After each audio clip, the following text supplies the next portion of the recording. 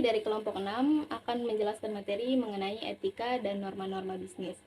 Etika dan norma-norma bisnis merupakan aspek penting dalam mengatur perilaku dan interaksi di dalam sebuah bisnis.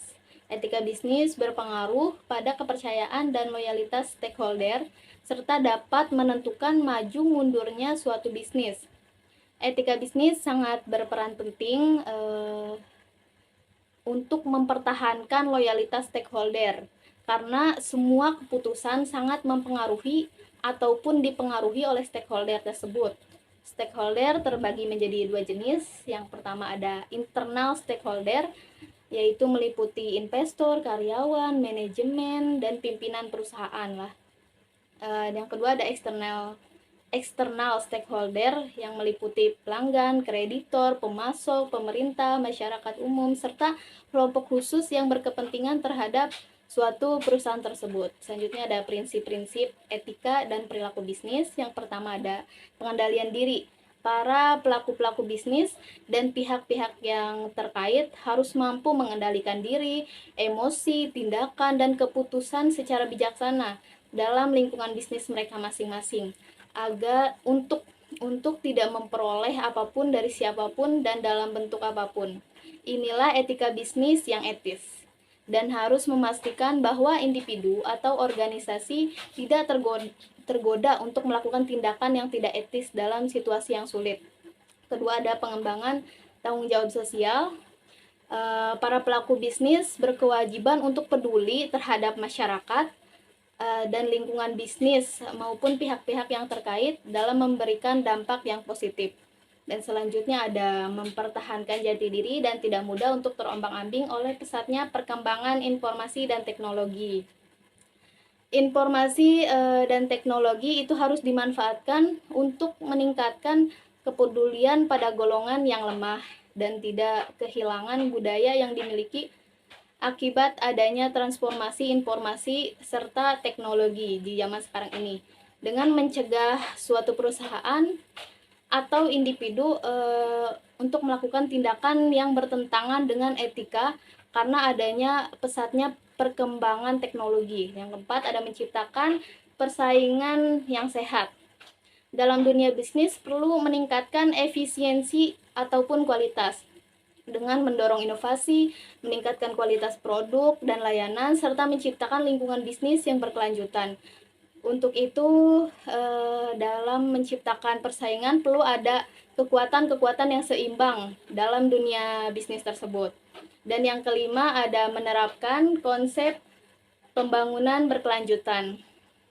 Dalam dunia bisnis seharusnya tidak memikirkan keuntungan hanya pada saat sekarang, tetapi perlu memikirkan bagaimana keadaan di masa yang akan mendatang dengan berfokus pada penggunaan sumber daya secara bijaksana dan berkelanjutan dalam mendukung keberlanjutan lingkungan dan masyarakat. Dan yang keenam ada menghindari sifat 5K, kata balance, kongkalingkong, koneksi, kolusi, dan komisi. Mampu menghindari sikap ini, kita yakin tidak akan terjadi lagi apa yang dinamakan dengan korupsi, manipulasi, dan segala bentuk permainan curang dalam dunia bisnis ataupun berbagai kasus yang mencemarkan nama bangsa dan negara kita. Dan yang ketujuh ada mampu menyatakan yang benar itu benar. Jangan memaksa diri untuk mengadakan kolusi-kolusi serta memberikan komisi kepada pihak yang terkait, mendorong kejujuran dan integrasi dalam komunikasi dan tindakan bisnis. Yang keempat ada menumbuhkan sikap saling percaya antara golongan pengusaha kuat dan golongan pengusaha ke bawah. Untuk itu, untuk menciptakan kondisi bisnis yang kondusif, harus ada saling percaya atau trust antara golongan pengusaha kuat dengan golongan pengusaha yang lemah, agar perusahaan mampu berkembang bersama pengusaha lainnya yang sudah besar dan mapan, dengan memperkuat hubungan saling percaya antara berbagai pihak dalam dunia bisnis tersebut. Dan yang kesembilan ada konsekuen dan konsisten dalam aturan main yang telah disepakati bersama. Sementara pada oknum, baik pengusaha sendiri maupun pihak lain mencoba untuk melakukan kecurangan, seharusnya tidak Tidak boleh ada yang seperti itu. Karena perusahaan harus menekankan perlunya konsisten dalam mengikuti aturan dan norma yang telah ditetapkan. Dan yang ke-10 ada menumbuh kembangkan kesadaran dan rasa memiliki terhadap apa yang telah disepakati. Harus memastikan kesadaran serta tanggung jawab terhadap keputusan dan suatu tindakan yang diambil dalam konteks bisnis tersebut. Dan yang ke-11 ada perlu adanya sebagian etika bisnis yang dituangkan dalam suatu hukum positif yang berupa peraturan perundang-undangan dengan menyortir pentingnya mengintegrasikan prinsip-prinsip etika bisnis ke dalam kerangka hukum untuk menegakkan standar tinggi dalam dunia bisnis. Terdapat 10 prinsip etika yang mengarah pada aku. 1. Prinsip kejujuran. Prinsip etika bisnis pertama yang harus dipahami seorang pengusaha adalah kejujuran. Poin ini sangatlah penting untuk melancarkan usaha sekaligus membangun kepercayaan klien. 2. Prinsip integritas. Seorang karyawan ataupun pemimpin perusahaan mendapatkan kepercayaan orang lain karena ia memiliki integritas. Integritas sendiri bisa diartikan sebagai konsistensi dan sinkronisasi antara pikiran, perkataan, dan perbuatan. Yang ketiga, prinsip pemenuhan janji dan komitmen. Prinsip etika bisnis yang satu ini juga krusial dan menentukan nasib seorang pengusaha di masa depan. Seorang dipercayakan karena ia mau dan mampu memenuhi semua janji serta komitmen yang pernah dibuat. Yang keempat, prinsip loyalitas. Loyalitas adalah hal yang sangat diperlukan agar bisnis dapat berjalan dengan baik tanpa menimbulkan konflik. Prinsip loyalitas dalam etika bisnis dapat ditunjukkan dengan bekerja sesuai dengan visi dan misi perusahaan. Yang kelima, prinsip keadilan. Keadilan menjadi salah satu hal fundamental yang harus dimiliki setiap pebisnis sukses. Mereka tidak menggunakan kedudukan atau kekuatan yang dimiliki untuk bersikap otoriter maupun seenaknya sendiri. Yang keenam, prinsip kepedulian. Seorang pebisnis harus menjadi pribadi yang menunjukkan kepedulian, simpatik, dan baik hati. Anda harus memenuhi konsep bahwa keputusan dalam berbisnis tidak hanya berpengaruh bagi perusahaan, namun juga seluruh karyawan dan staf yang terlibat di dalamnya. Yang ketujuh, prinsip penghargaan. Hal ini penting dilakukan bukan hanya untuk kebaikan perusahaan, namun juga agar lingkungan kantor tetap kondusif. Selain itu, menciptakan kantor yang inklusif bagi semua orang akan membuat produktivitas meningkat tajam. Yang kedelapan, taat aturan. Dunia ini tidak terlepas dari namanya peraturan, termasuk di dalam urusan bisnis. Tentu saja, bukan untuk mengekang. Aturan ini justru penting untuk menjaga kestabilan ekonomi dan pasar. Yang kesembilan, jiwa kepemimpinan. Tanpa semangat kepemimpinan, sebuah perusahaan akan kehilangan nahkodanya. Alhasil, produktivitas akan terganggu, terjadi miskomunikasi antara individu, dan berakhir koas. Yang kesepuluh, menjaga reputasi. Seorang pebisnis harus memiliki kemampuan membangun dan melindungi nama baik perusahaan, seluruh hal yang berada di dalamnya. Hal inilah yang menjadi kunci datangnya konsumen karena percaya bahwa perusahaan Anda dapat memenuhi segala kebutuhannya.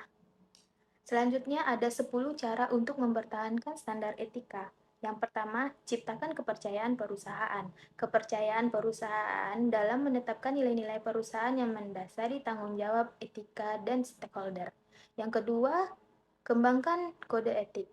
Kode etik merupakan suatu catatan tentang standar tingkat laku dan prinsip-prinsip etika yang diharapkan perusahaan dan dari karyawannya. Yang ketiga, menjalankan kode etik secara adil dan konsisten.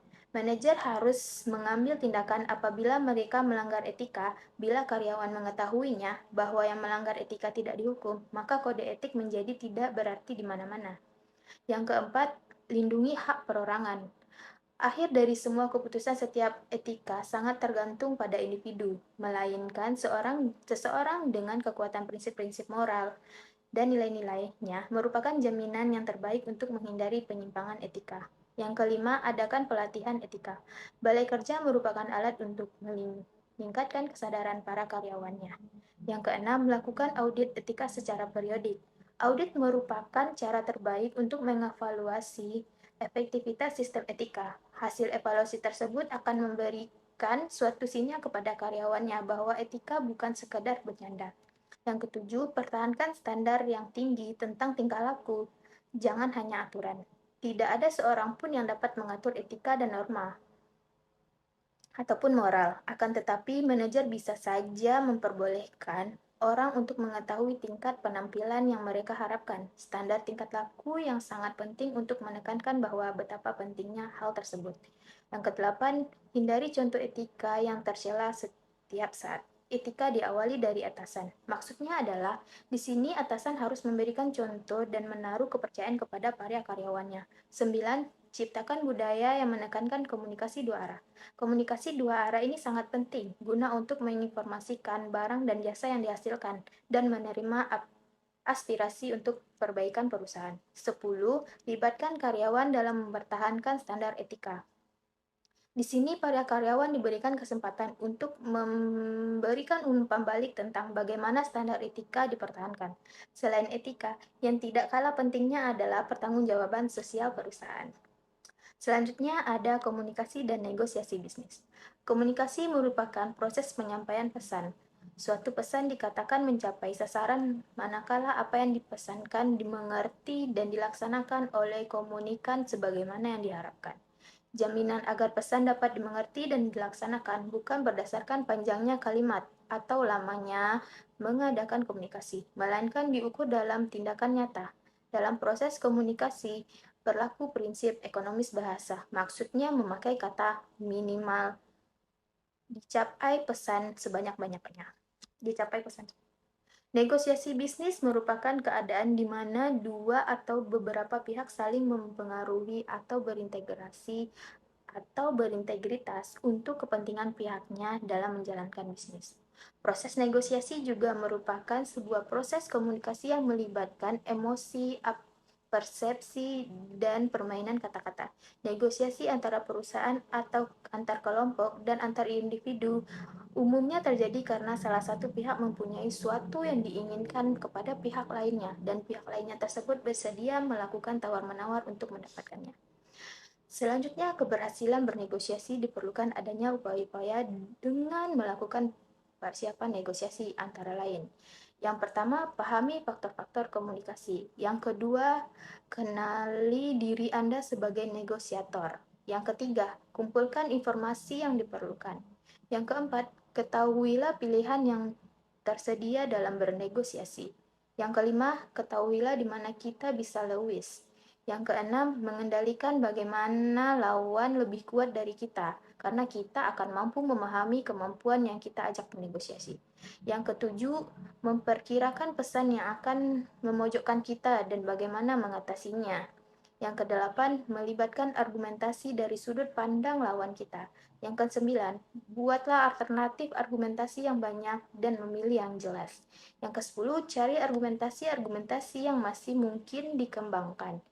Yang ke-11, mengenali dengan baik kebutuhan lawan bernegosiasi, misalnya fisiologis, keamanan, aktualisasi diri, sosial, penghargaan, keindahan, dan lain-lainnya. Tahapan negosiasi.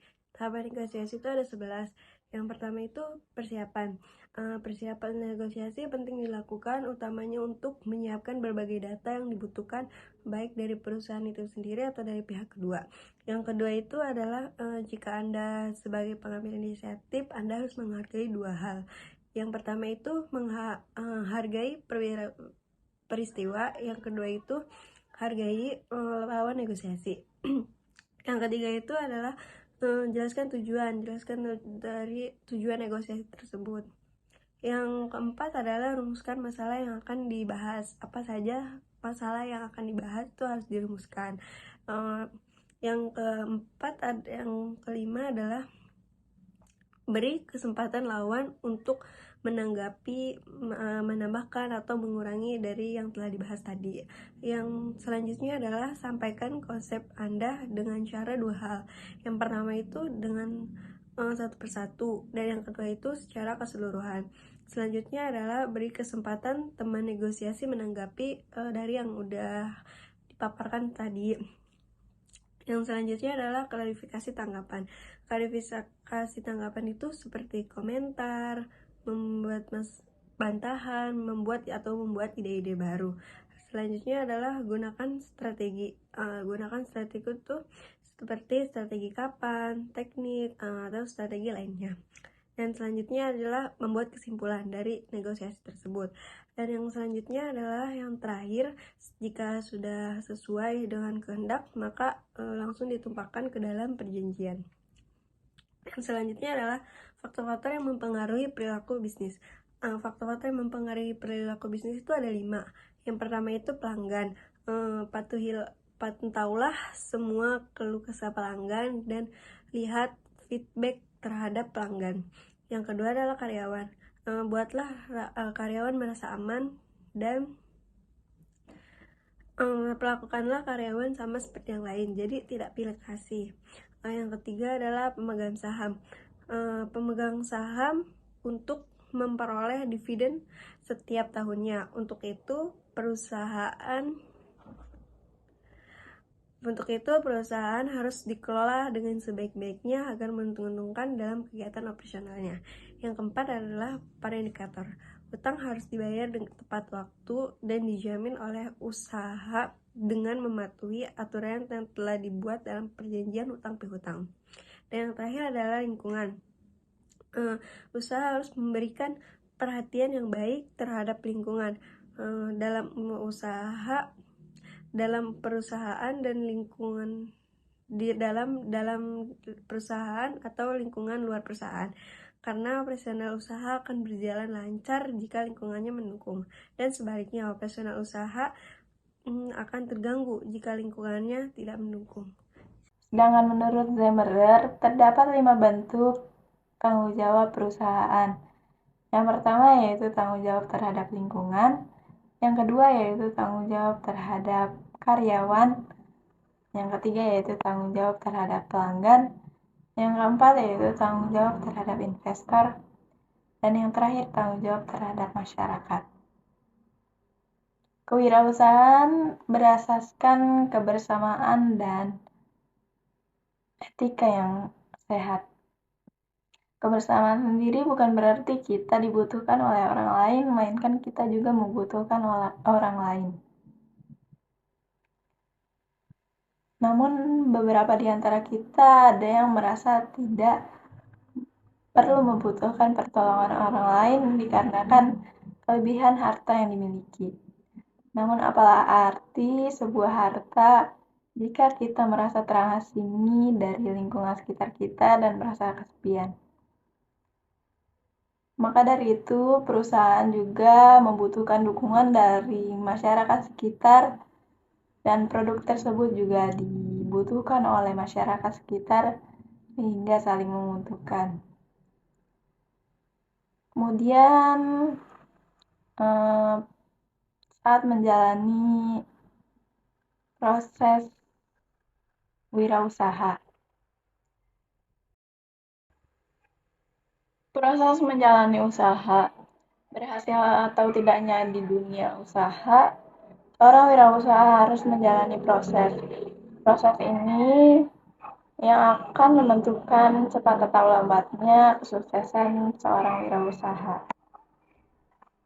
Dalam menjalani usaha, wirausaha juga harus berani mengambil resiko yang ada, kemudian mencari peluang yang ada, dan memanfaatkan peluang yang ada dengan tepat dan baik. Kemudian juga terus memperluas relasi, dan terus belajar. Kemudian juga mengamalkan atau memberikan ilmu yang sudah ada pada orang lain. Selanjutnya, dalam proses menjalani usaha, seorang wirausaha harus 1. Berani menghadapi risiko dengan mempertimbangkan yang matang. Nah, di sini seorang wirausaha itu harus berani menghadapi risiko, jadi jangan takut untuk menghadapinya.